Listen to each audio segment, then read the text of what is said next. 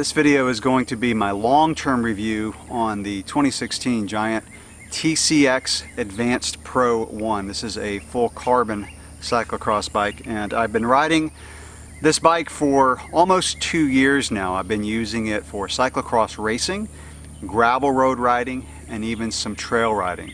And as I go over the bike, I'll talk about the different features of the bike that make it good for each of those types of riding. This particular bike has Di2 Shifting, which is electronic shifting.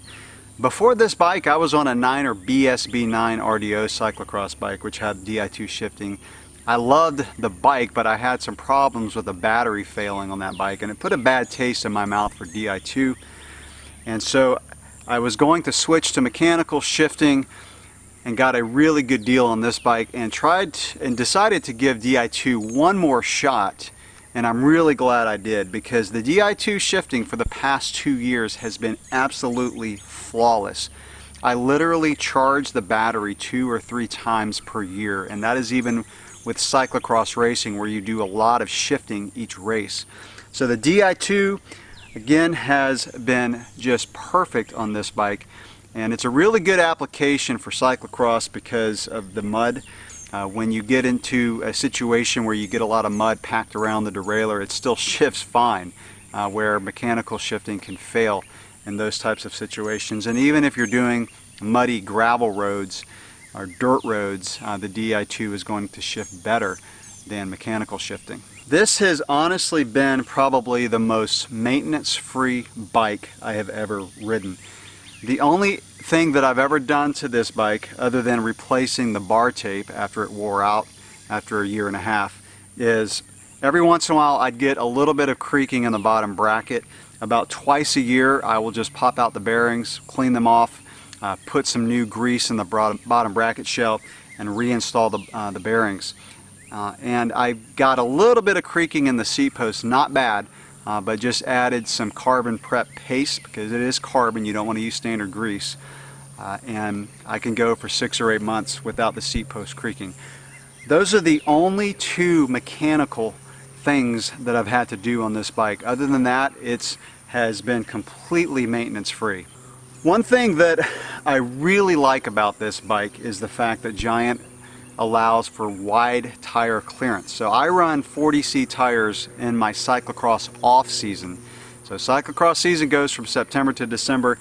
Any other time during the year, I've got a pair of Maxxis Rambler tires on this bike, and I've got a ton of clearance. You could go bigger than 40C on this bike, and having that type of clearance really increases the versatility of this bike.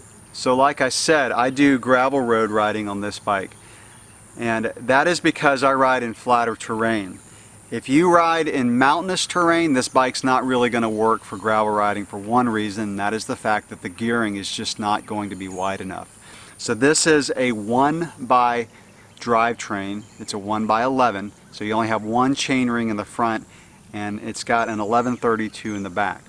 For all of the type of riding that I do, that 1132 is fine. Even steep, punchy climbs on a cyclocross course, I can grind up those climbs without an issue. The gravel roads that I ride, again, some of them are hilly, but they're not mountainous, and so this gearing has been absolutely perfect. I can get up and hold about 28 miles per hour and not spin out on this gearing. Where it would not work, again, is if you're riding in mountainous terrain. So if you're in that type of situation, you would either need a wider cassette in the back, or you're going to need 2 front chainrings. Now on this particular bike, you cannot just throw on a wider cassette because the derailleur cage is not long enough. You would have to get another derailleur, or maybe even try to put a longer derailleur cage on this Ultegra Di2 rear derailleur. I would personally recommend a bike with 2 front chainrings if you're gravel riding in the mountains. So I used to own a 9er RLT9 Steel that had 2 front chainrings. After owning that bike for a while, I sold it because I was not really using that bike to its full potential. I did not get up into the mountains with that bike, and I have a whole separate video on why I sold that bike. You can watch that. I'll link it in the description below. But the bottom line is, I concluded that when I wanted to head to the mountains to ride, I was going to mountain bike. For gravel road riding, it's all done locally. And I actually put in a lot of gravel miles on this bike. In fact, yesterday I did a 60-mile gravel ride, and this bike does incredible on that type of terrain. Just long gravel rides. So not only is it good for short, fast cyclocross races, it's also really good for the longer gravel type riding. Our gravel roads have quite a variety of conditions. You can have totally smooth to washboards and potholes. And one thing on this bike that makes it a good gravel bike is the fact that the carbon is really compliant. And I really appreciate the carbon that Giant puts out. I've said that in my other videos, but it's a laterally stiff carbon.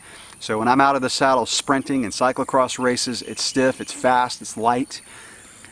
And when I hit bumps, the carbon absorbs the bumps and chatter really well. In fact, the fork on this bike is one of the most compliant carbon rigid forks that I've ridden. And it, again, does a really good job of absorbing trail chatter, road chatter, and on cyclocross courses. So speaking of trails, like I mentioned in the beginning of the video, I do use this bike for trail riding. Now you cannot go crazy on trails, especially if there's rocks and roots. On smooth trails, this bike's a blast. When there's roots, you really have to be careful and pick your lines, but it's still fun. And the features of this bike that make it good for trail riding are the fact that it has disc brakes, which I'll talk about in a minute, and the fact that the geometry is pretty snappy. And this is a bike that has a little bit higher bottom bracket, so it's more of a European style cyclocross geometry, which has a higher bottom bracket, which allows you to hop over logs and things like that when you're trail riding. The disadvantage of a higher bottom bracket is the bike can feel a little top heavy. It's not something that's a big deal, really. You get used to it pretty quickly. But the American style cyclocross geometry has bottom brackets that are a little bit lower and allows for handling where you feel a little bit more inside the bike, and some people like that better. But again, I like the fact that I can get over things easier with the higher bottom bracket. I've had very few bikes where it's been hard to come up with any kind of negative comment about the bike. And just to be nitpicky, the only thing that I don't like about the bike is the rotor crankset. And it's not the fact of how it rides and operates. It's a very smooth riding crankset. And honestly, in 2 years, I've never dropped a chain on this bike riding. The only time I've dropped a chain is pedaling backwards when I'm cleaning the bike. So I moved the chain with the chain cleaner and got it off the front chain ring. A little bit of a pain to put back on because of the chain keeper, but that chain keeper really works when you're riding. And the last thing you want to do is drop a chain in a cyclocross race and lose a race because of that. So I've never dropped a chain on the trail, on the dirt roads, on the cyclocross race, so that's a good thing. What I don't like about the rotor, and this is being really nitpicky, is the fact that you can't get a Stages crankset for that, so a Stages power meter. Rotor makes their own power meter, so they don't allow Stages to make one for them. So I like Stages. I've used them in the past. They're really reasonably priced. I would have preferred an FSA or Shimano crankset where I could get a Stages power meter. And the rotor cranks are a little bit more difficult to get off, not much, there's just an extra step you got to take to get them off. But other than that, they have worked flawlessly. So again, I'm being nitpicky, and that is the only negative thing I can say about this bike after riding it for 2 years. So this is how I have the bike set up for gravel road riding. I have a mirror that comes off really quickly for race days, cyclocross race days that is. I would leave it on for gravel events. And I do have 2 water bottle cages on this bike. That's another thing that I really like about this bike. And most newer cyclocross bikes today do have the ability to run 2 water bottle cages. My first Giant cyclocross bike only had the ability to run 1. So that's a nice change that Giant has made for this bike. And during cyclocross race season, I'll take off the back one because it's kind of harder to shoulder the bike in cyclocross races with 2 water bottle cages on, but I'll leave on this one. And then I have a pump, and I'll just undo the Velcro strap, and I'll leave this bracket on during cyclocross race season, just taking off the pump for the weekend races. I am happy to report that the Physique Antares saddle is very comfortable. I was a little skeptical but this is probably one of the most comfortable saddles that I've used for longer riding. It's a light saddle, but again, for my longer gravel rides, I have not had any issues with the comfort of the saddle.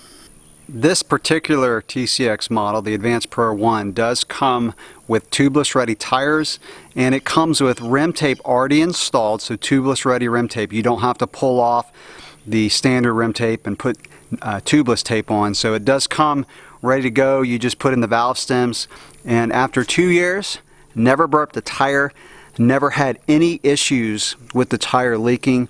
I have never flatted this bike in a race. In fact, I don't think I've ever flatted a tire on this bike. So 2 thumbs up to Giant for including tubeless ready tires and the rim tape, and it has worked extremely well as tubeless, which is the way I would recommend running this bike. Gravel and cyclocross bikes today come with either 140 or 160 millimeter rotors. I think on a pure gravel bike, 160 would be preferred. If I were going to ride in the mountains, I would want 160s on a gravel bike. But for cyclocross racing, the 160 or the 140 rotors that come on this bike are great because it allows for the bike to accelerate a little bit quicker, so you have a little bit less rotational weight. The rotors are lighter, and the stopping power has been fine. With 160s, it's easier to lock up the front or rear wheel, and the 140s don't have quite as much braking power, but the tires are so thin on a cross bike and gravel bike that you have honestly more braking power than you have traction, which is why the 140s work well. So as you can probably tell from this video, this is a bike that I would highly recommend for cyclocross racing and gravel road riding. And I haven't talked much about the cyclocross racing aspect of it, but I have many wins on this bike. It is a fast cyclocross race bike. Like I said, the smaller rotors are perfect for cyclocross racing. 32C tires is what I run during the cross season. And this bike is very agile around the corners. It is a bike that accelerates quickly. You come off the start line quickly, you come out of corners quickly. It's about 18 or 19 pounds, so it's very easy to pick up and carry. The Di2 Shifting works great for cyclocross racing, especially when you're shifting a lot, which you typically do in a cyclocross race. There's very little hand fatigue when you're shifting. It's very intuitive shifting. You know, this makes a great cyclocross race bike. That's kind of what it's geared for, but it also makes a great gravel road bike. Now, if you are looking for a TCX more for gravel road riding, I would look at the SX model, which they've made some tweaks on it to make it a little bit better for gravel road riding, particularly larger tires, which I already run. I run the Maxxis Ramblers on this during my gravel season. But if you're looking for a bike, again, for gravel road riding, look at the SX. And that bike will also make a great cyclocross race bike. So you could just put some 32C tires on the SX. You've got a wider gear range, and it makes a great cyclocross race bike. So these bikes are very versatile, and that's one of the strengths of the Giant TCX. So since I am coming up on 2 years of riding this bike, my plans are to sell this one and get the 2018 model, which I think is going to come with either an FSA or a Shimano crankset, which allow me to put the power meter on. I don't really need a power meter on my mountain bikes, but on the cyclocross bike, if I'm using it for gravel road riding, then I like the power meter because I use this bike for training a lot, for doing intervals. And also like to refresh a bike like this about every 2 years. You know, I'll be looking forward to doing the review on the 2018 model. I will stick with Di2 Shifting. After my initial problems with Di2 on my first bike that I had, I am sold on Di2, and I will probably have an extra battery on hand just in case I have a battery failure. That's probably the only thing that I could see happening with the Di2 Shifting. So thanks for watching this long-term review on the Giant TCX Advanced Pro 1. Again, a bike I highly recommend. Any questions or comments, leave them below. Thanks for watching.